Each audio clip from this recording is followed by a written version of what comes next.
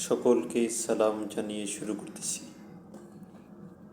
রব্বুনা আল্লাহ বলেন, মালিকি ইয়াউমিদ্দিন, যিনি বিচার দিবসের মালিক।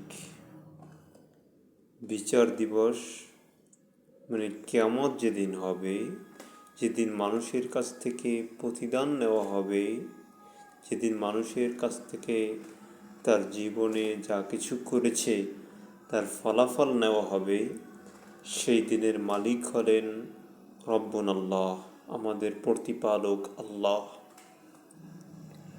ওই দিন কারো কোনো ক্ষমতা থাকবে না।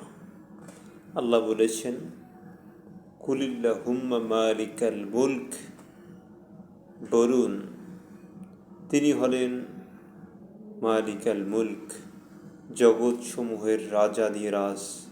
তুতিল মুলকা মিম্মান তাশা, যাকে ইচ্ছা তিনি ক্ষমতা দেন। ও তানজিউল মুলকা মিম্মান তাশা, যাকে ইচ্ছা তার থেকে ক্ষমতা ছিনিয়ে নেন। এবং তিনি অত ইজ্জু মান তাশা, যাকে ইচ্ছা সম্মান করেন। অত জিল্লু মান তাশা, যাকে ইচ্ছা অপমান করেন। পৃথিবীর জগৎসমূহের রাজাধিরাজ আল্লাহ তাআলা।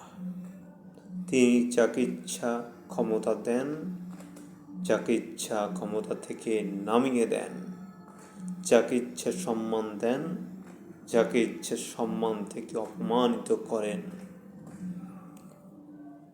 অর্থাৎ দুনিয়ার আখিরাতের সমস্ত জায়গার ক্ষমতার মালিক আল্লাহ সুবহানাহু ওয়া তাআলা। তিনিই বলেছেন, কিয়ামতের দিন কারো সেই ক্ষমতা থাকবে না একমাত্র রব্বুনা আল্লাহ ছাড়া। তিনি ইরশাদ করেছেন, আল্লাহ তাআলা বলেছেন যে কিয়ামতের দিন আল্লাহ তাআলা বলবেন, আইনাল জব্বারুন, প্রতাপশালীরা কোথায়?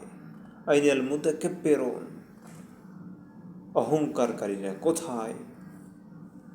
আজকে ক্ষমতা কার? তিনি আল্লাহ। তিনি জবাব দেবেন, লিমানিল মুলকুল ইয়াউম,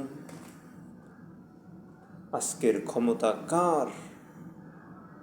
লিল্লাহি আজিজিল কাহ্হার, আজকে কারো ক্ষমতা নেই, একমাত্র প্রতাপশালী পরাক্রমশীল আল্লাহ সুবহানাহু ওয়া তাআলা ছাড়া কারোই আজকের ক্ষমতা নেই। অর্থাৎ কিয়ামতের দিন দুনিয়ায় যারা রাজত্ব করত, কারো ক্ষমতা থাকবে না, কারো কোনো প্রতাপশালিত্ব থাকবে না, কারো কোনো অহংকার থাকবে না। সবাই সেদিন নীরবতায় চলে যাবে। একমাত্র মালিকুল আমলাক যিনি, তার সমস্ত ক্ষমতা থাকবে। এজন্য আমাদেরকে দুনিয়াকে চিরস্থায়ী ভেবে আখিরাত জানি আমরা নষ্ট না করি।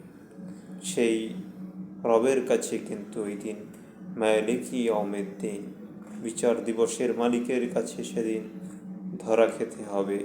দুনিয়ায় ক্ষমতার অপব্যবহার করলে, ক্ষমতার খারাপ ব্যবহার করলে, এই জন্য যে যতটুকু দায়িত্ব পেয়েছে বা পেয়েছি সেখান থেকে আমরা সৎভাবে চলি, তাহলে কিয়ামতের দিন আল্লাহ রাব্বুল আলামিন কিয়ামতের দিনেও আমাদেরকে মর্যাদা দান করবেন। আল্লাহ